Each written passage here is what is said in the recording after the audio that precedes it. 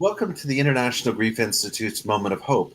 Some of you may be saying to yourself, why is Lynda not introducing this?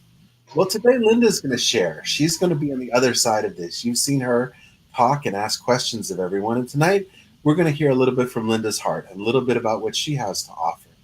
So many of you may know Lynda's story, but Lynda, perhaps you could tell us a little bit about Ali and a little bit about her, and start there by telling us a little bit about who is Ali and what happened. Well, Allie is our third born. We have two daughters and two sons. And Allie came along, and from the very moment that I birthed her, I had this like, oh, there you are. Just that instant connection. And, we had a lot in common. From the moment she was born, we just kind of did everything together. And we shared a lot of the same interest. And she was a athletic kid, which she didn't get that from me. She's like a mini version of her daddy. And she was very athletic, and she was a really gifted gymnast. And she broke her arm in gymnastics one day on the doing a dismount on the high bar when she was 10 or 11 years old. And it was such a terrible break at the elbow, two spots and dislocation. And her orthopedic surgeon said it would take 3 years to heal. And in gymnastics, that's like, the end of your career. And she was rehabbing her arm that summer and watching the Olympics. And she saw Michael Phelps, and she said, that's what I want to do. I want to swim. And I'm thinking, okay, you don't really know how to swim any better than I do, which is about, doggy paddle. And I took her to a coach here locally, and he put her in the water. And I was cringing, thinking that, he would send her home saying, get some swim lessons or something. And he came to me and he said, you've got an athlete here, I'll take her. And within 3 years, she was setting records at her high school, and she was very driven. She practiced 2 hours before school, 2 hours after school, and she was also a straight A student. And in 2007, I had a dream. And in the dream, Allie was a backseat passenger in a car, and the car flew off the road into a lake. And Allie disappeared in that lake. And the only thing she left behind was a book floating on the surface of the water where she disappeared. And, in looking back, I think about how she could have been, she could have left a flip-flop or a cell phone or a hairbrush or, whatever teenage girls would leave behind, floating from a backpack or something. And all it was a book. And I was so petrified. It was such a vivid dream that I went to a psychic medium and I said, please tell me this isn't a premonition. And she did not see it as a premonition. But 2 years later, Allie died as a backseat passenger in a car accident coming home from a swim meet. And from there, life just became a nightmare. I was in a shock of fog, and I don't really remember much. And it was just such a devastating time. And I remember thinking early on, how do people survive this? I mean, loss of a loved one has been around since the beginning of mankind. How do they do this? Because there's no playbook on how to do it. And it was just so awful. Just a hellacious journey. I remember thinking that I am walking through the belly of hell, and I wanted desperately to wake up from this nightmare. And that's where it all begins. Well, you talk about, kind of being in that desperate place and seeing that. Talk a little bit about, where did you asked, how do people do this? If you were to kind of take, your years down the road now, and you were to summarize, talk a little bit about how you started to find some of your hope and where it came from. Well, that's a really great question because, I get asked that all the time. And the thing is about grief, although it affects everyone at some point in life, we all have our own filters. We all have our own faith, our own, childhood memories and how we were brought up. And so it's not one size fits all. Each grief journey is as unique as a fingerprint. And so that's why it's so hard to create a playbook. But in looking back on it, I realized that there was some proactive things that I did to try to find my way. And the reason being is that I was 42 years old, 43 years old. And I remember thinking, there's longevity in my family. I am in hell. I don't want to stay in hell for the next 50 years. That's the math I was doing in my head, is that, oh my gosh, I've got to find a way to reintroduce some kind of joy or beauty. Otherwise, what am I doing here? I mean, I honestly did not want to live.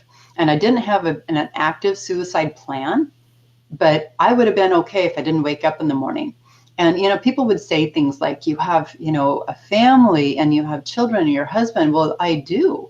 And I love them with all my heart. But the pain was such agony for which there is no medication. There is nothing that we can do to dull that pain except take proactive steps toward our own healing.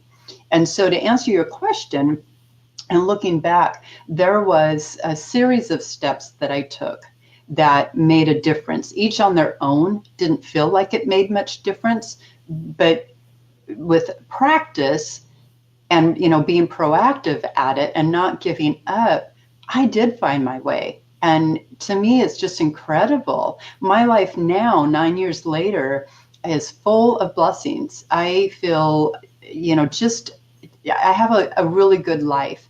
And back then, when we first lost Allie, I wasn't sure that would ever happen. In fact, if you'd told me that one day I would love life again, I wouldn't have believed you. And now I do. And so I feel like, that put me on this mission along with you and all the other people to help others who are on the path behind us, because we know how dark it is. We know how terrible that darkness feels, how suffocating and that pain, and there's nothing that would alleviate it. And so now I like to help people by giving them the same tools that brought me comfort, knowing that they have to pick and choose what's going to help them.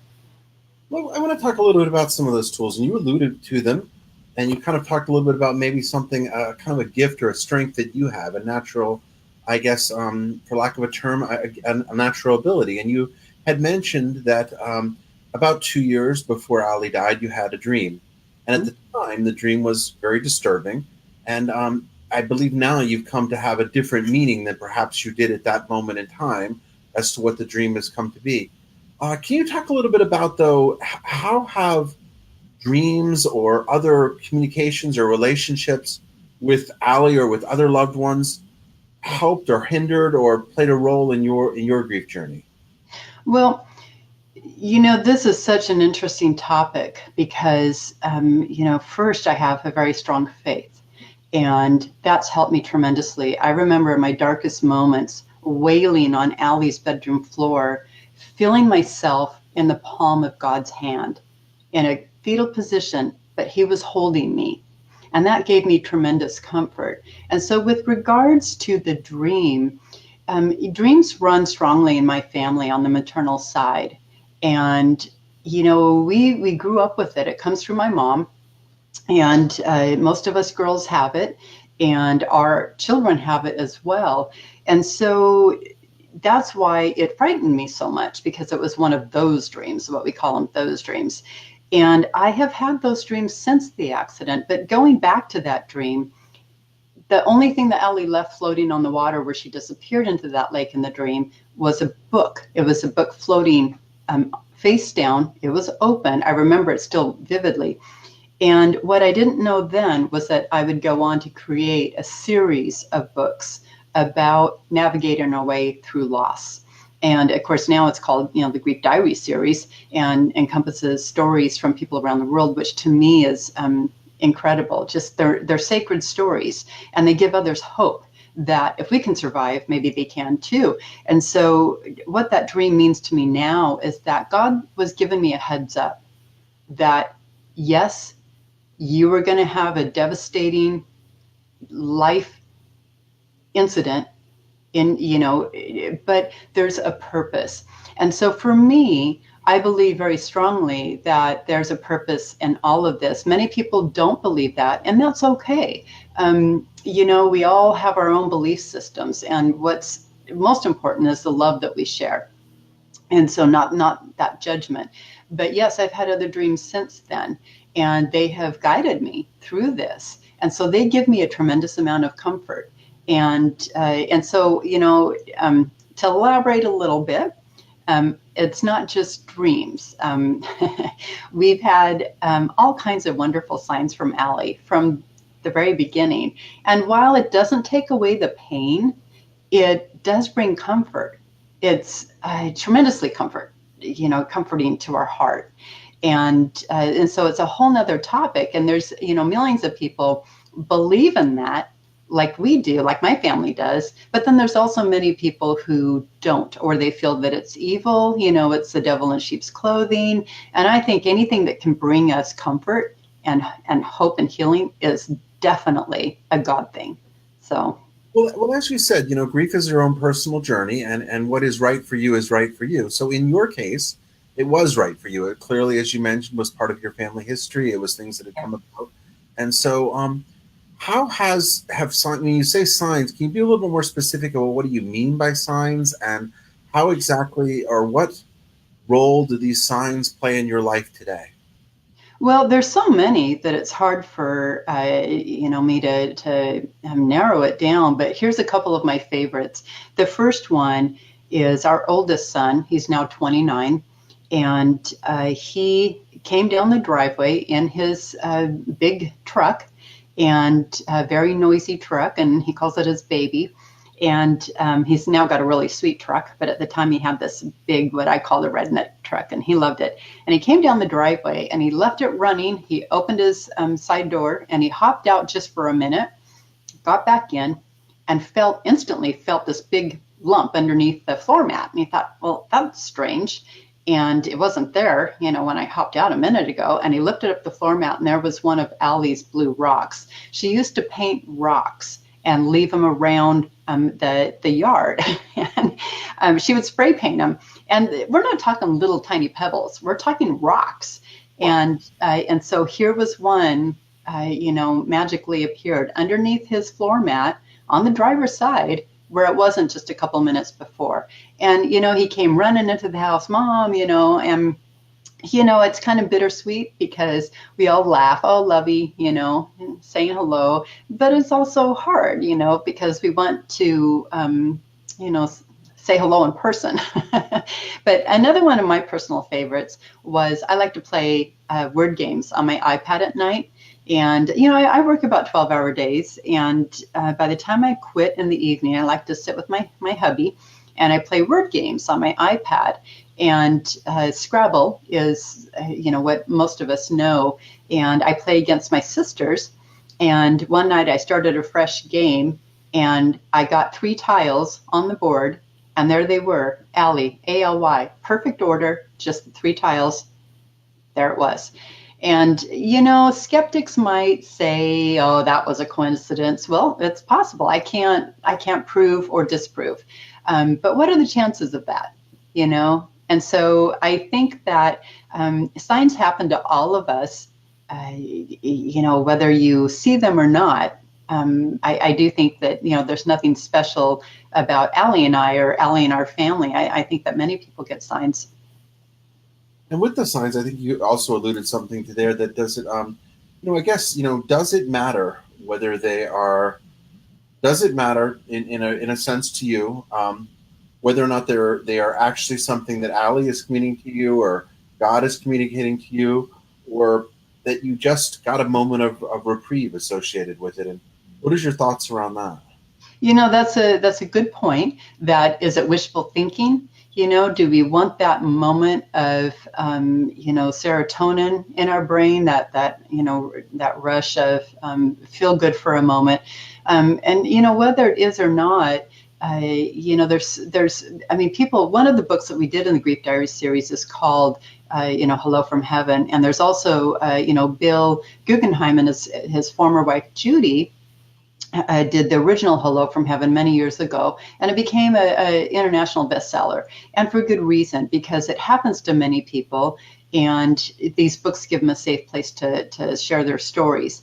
And so, in answer to your question, I think that the signs, whether they're wishful thinking or from God or from our loved one, no matter what, they bring comfort to our heart, because to my mind, these signs are our loved ones saying, it's okay, Mom, I'm good. I've got this. And to me, there's a lot of comfort in that. There's a lot of healing in that. And that makes me happy. So, and the heart can hold joy at the same time as sorrow. So I'll take a sign any day of the week. So let me ask you. I know that you mentioned the Blue Rock, and I think that that's kind of good with the books. And Alley Blue Media is kind of where you started to publish under, and you have probably of more than anyone I ever known have either interviewed or been part of interviewing more people who have been involved with grief. And if you look through all of these books and think back through the interviews, the hundreds or perhaps even thousands of interviews that you've done, um, what would you say are kind of some of the most common themes that people feel is bothersome to them, or that they're struggling with? I think for me, I'm intimate with every story that is part of one of the grief diary books. And, we've got so many, but every single story I read, and they touch me deeply. And I think the thing that bothers me most is what bothers the common denominator, the common theme that I saw throughout was the shunning of the bereaved. That bothered me a lot, because I know that it happened to me as a bereaved mother. People would see me and they would be so uncomfortable, they actually would cross to the other side of the street and pretend they didn't see me. I got used to that, and I understood where it came from. It came from a place of discomfort, and I get that. But to understand that it is more common than not, that really, really bothered me. And it made me think, what are we doing in society today that creates that? Why are we not comfortable with death? And so with, almost all the stories, almost all of them, I would venture to say 90% of them, that was the hardest thing for them to deal with. They felt like they were left to their own devices to figure out how to move forward and, create their own playbook for it. And I think, if we can do a better job of helping people who, when they go through loss, then future generations are going to benefit from that. And that's really, really important to me. That's really big. So, but that I think is the number one thing that I saw most common throughout all those stories, was how people felt shunned and no one knew what to do with them. Well, I think it's really important to bring that out because, I mean, a lot of the people listening to you right now may not have that universality, because I think one of the biggest challenges we have in grief is we really don't have a foundation. It's not taught in schools. It's not, Right. so we don't know. And then that shunning can very much feel like a personal thing. It can feel like, what's wrong with me? Why am I being singled out here? Why am I being punished for this?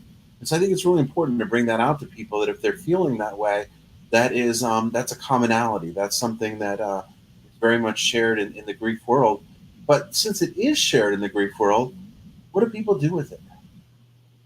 Well, they seek comfort by surrounding themselves with others who speak their lost language, because that person inherently gets it.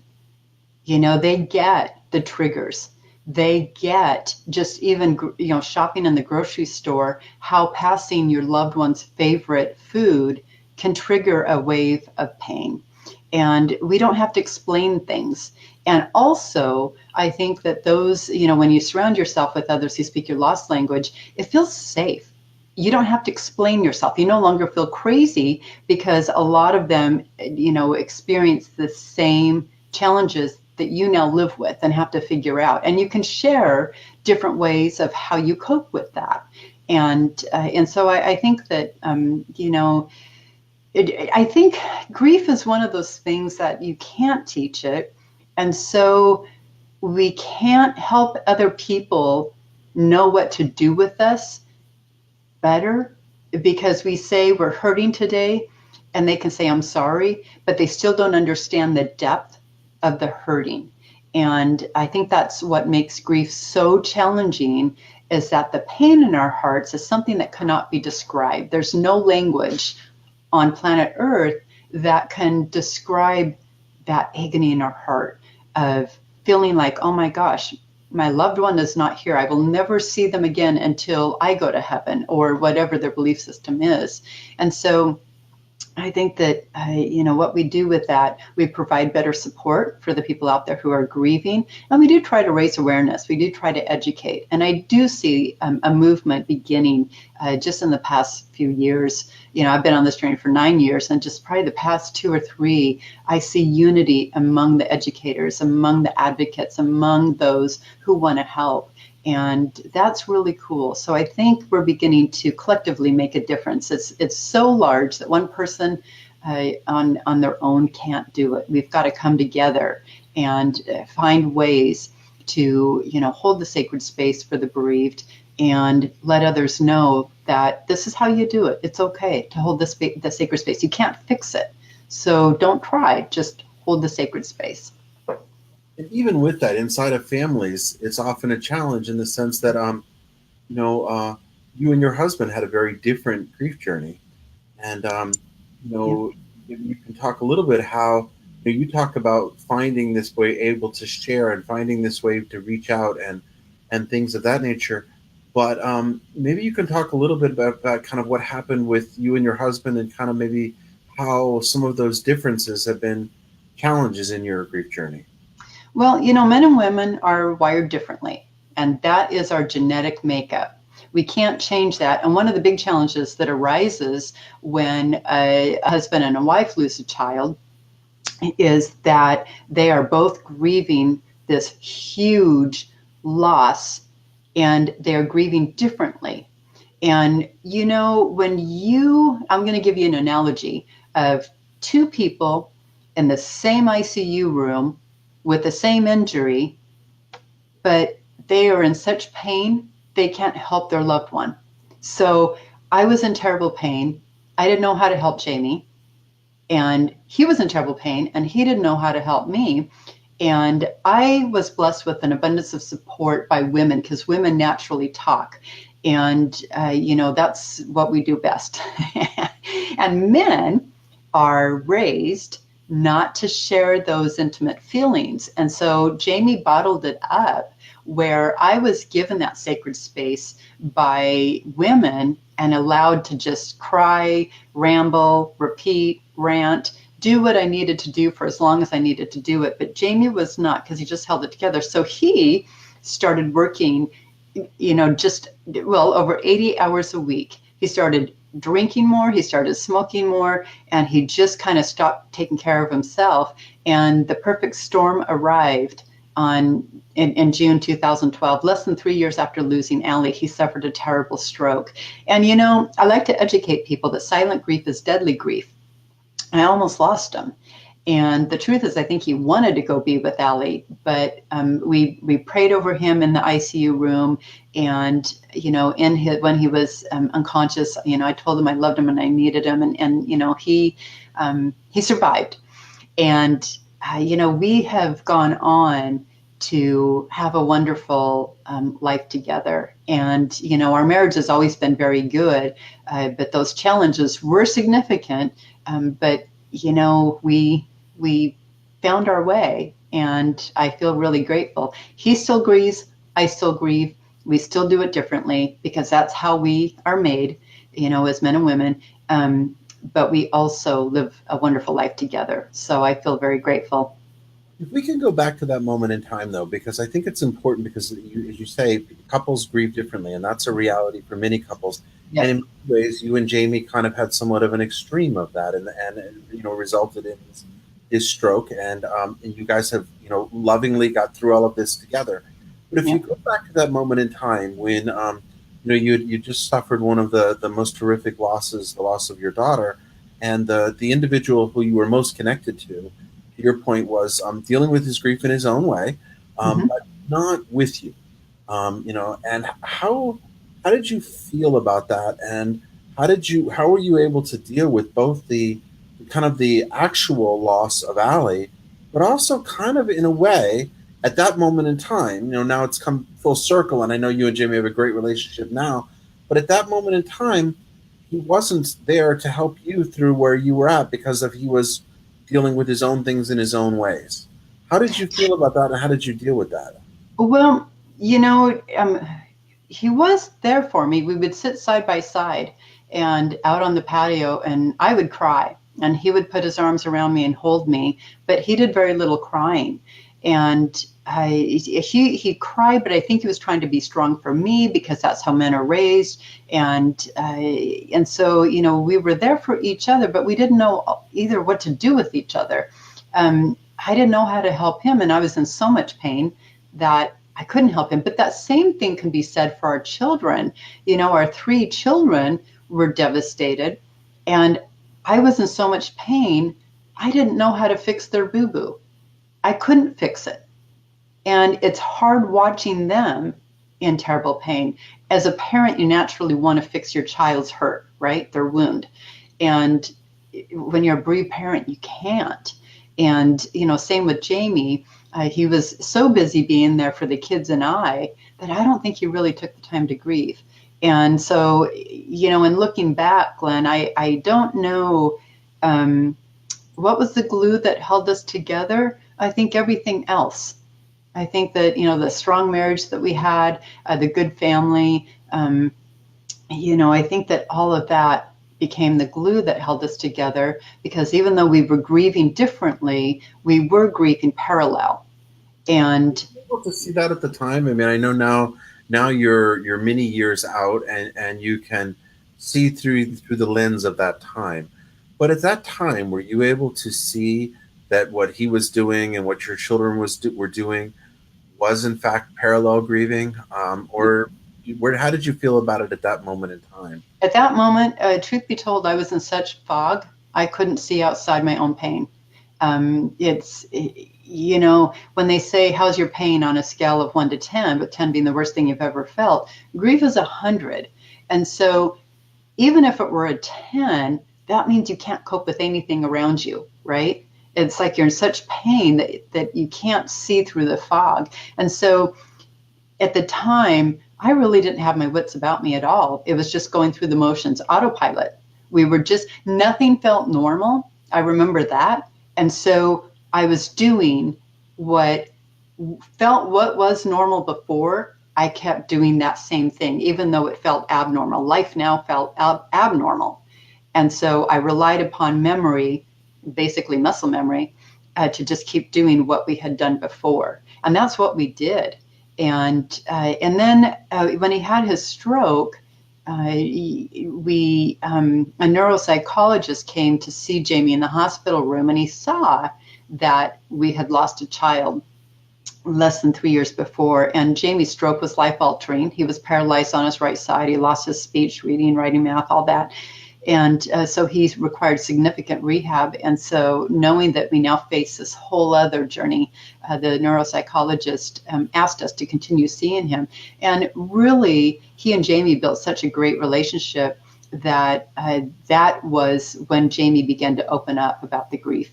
I think it's important to share that, because I think sometimes people see someone like yourself and they see who you are today, and Yeah. it's hard for them to recognize that this is the lady they see sitting in front of them today, or may read or hear about, is not the lady who was there at one point in time. It's been a journey for you to get here to where you are Right. today. Right. I had to fight for it. I had to fight for it. And I think that that's really important to say, is that, if you get a flat tire on the side of the road, you can either stand there and wait till the cows come home, or you can start walking to go try to, get help or figure it out. And so I feel like I had to fight to restore the pieces of our life. And, I didn't feel it at the time. At the time, I just was kind of doing whatever needed to be done. And Jamie and I just kind of kept going through life. But eventually, by being proactive in our grief, by taking some of those proactive steps and fighting to do them, and I'm going to give you an example. I love Mother Nature, and I love the nature sounds. And we live on an acre with trees all around us. And so we have lots of wildlife. And, during the warmer months, we sleep with our bedroom windows open, up on the second floor. And I had always enjoyed waking up to the sound of the birds chirping. And after losing Allie, I remember one morning waking up and realizing the birds were still chirping. It's just that my grief brain, it no longer registered. And so from that moment forward, and this is actually one of the exercises that I educate on and doing the proactive steps, is to really hear that beauty around you, or really see that beauty around you, because grief robs our world of all technicolor, right? It's like the Wizard of Oz before the color was introduced. Everything is in shades of gray, black and white. And so I had to fight for it. And that's one of the ways that I had to fight for it. I forced myself to listen to the birds singing and to really allow it to resonate in my heart.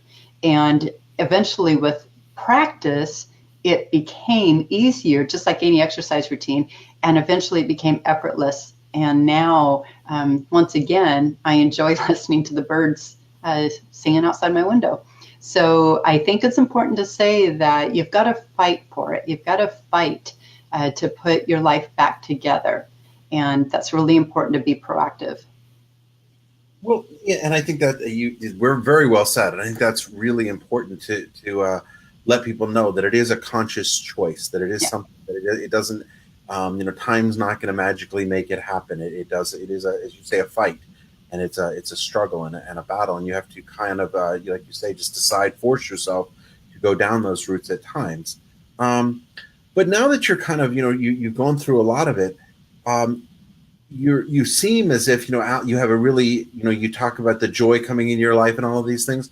But are there triggers that set you back? Are there moments in time? Are there things that, even though it's been at this point in time, almost 9 years, right?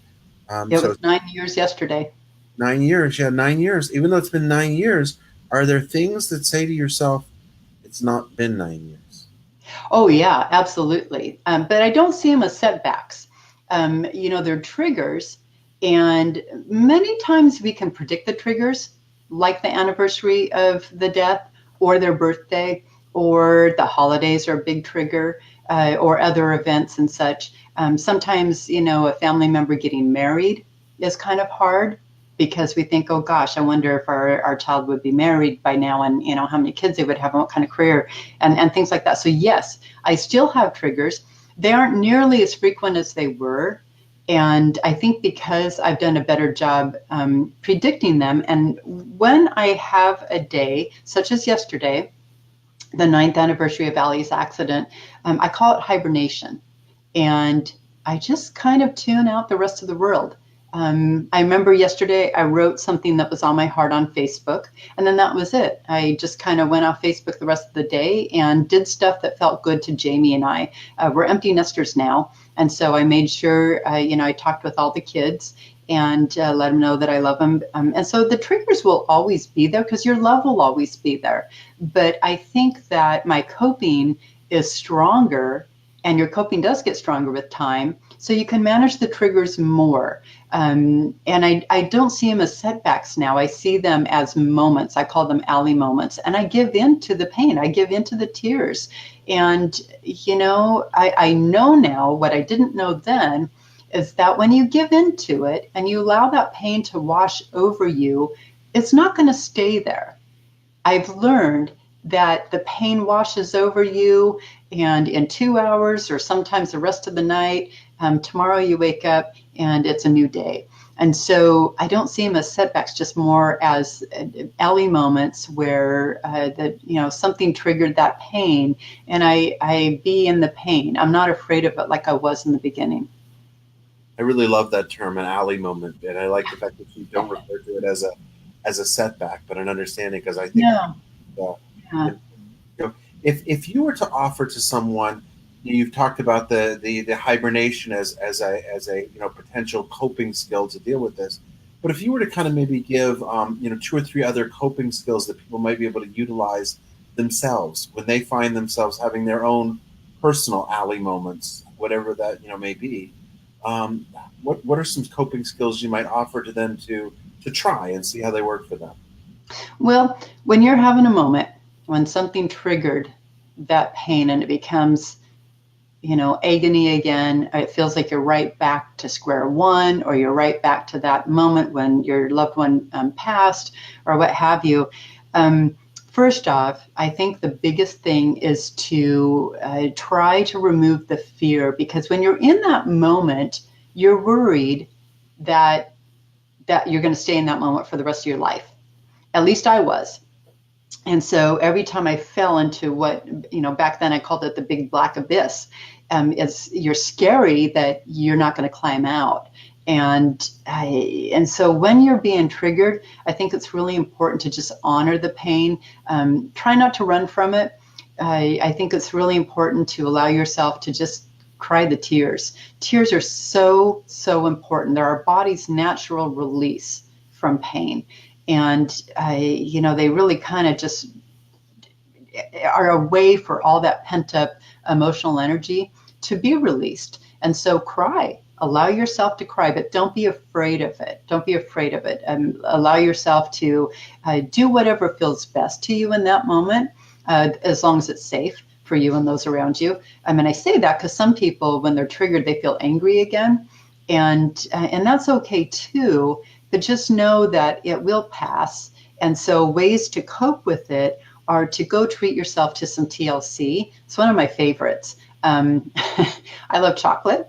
And so, treating myself to TLC might be indulging in something that, tastes good to me, chocolate.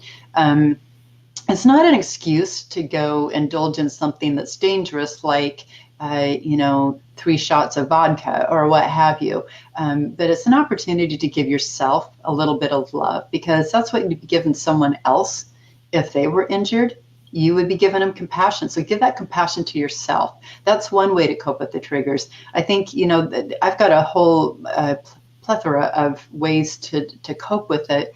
And certainly not enough time in this show, but anyone can send me an email, and I'm happy to give them a free PDF that contains the steps that I took to handle, navigate my own journey, and also ways to deal with the triggers.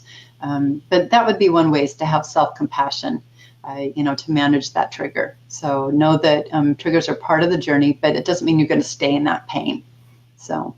Well, as you pointed out, we've gone through kind of our time limit tonight, but there are many, many, many more areas which you could address and talk about.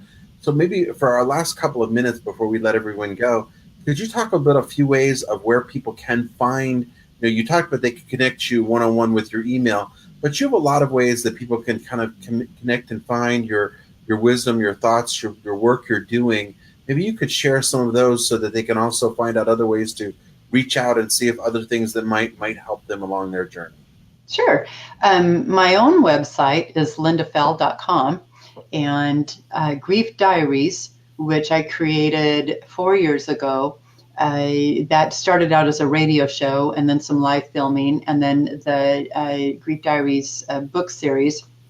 And there's some free resources on there. We also have the International Grief Institute, and that is, brand new, and it's growing, and the resources there are growing as well. And so internationalgriefinstitute.com. Grief Diaries is griefdiaries.com, and then lyndafell.com. And so all three of those have free resources on them. And also I'm on Facebook, Grief Diaries Facebook, and also, Grief Institute, where we have our Moments of Hope show. And then also Lynda Cheldelin Fell. Look me up on Facebook. So I'm happy to help. And I think that it's important to know for any viewers watching this, that no matter your grief journey, there's people who understand and get you. And, allow yourself to be surrounded by those who speak your lost language, including me. And you, Glenn. Well, I know you're going to be joining us on a cruise in February, so if people did want to spend some time with you, and really get to know you and maybe on a little more personal level and get a chance to have this chance for the one-on-one conversations and things of that nature, you'll be actually teaching a little bit more about the dreams and the communication too, won't you? I am. I will be teaching. I actually have a couple presentations on the cruise, and this is my very first cruise. And so, for any viewers out there who've never been on a cruise and are curious, join us. I might need a little bit of hand holding there. You promised me it's going to be okay, so I take you up on that. But I trust you on that. But yeah, I'm going to be teaching a couple presentations, and one of them is Hugs from Heaven, because talking about signs from our loved ones is, in some circles, is kind of hidden, because people are afraid of what others will think of them. And in some religious circles, it's definitely not okay. And yet, I have strong faith and I follow God.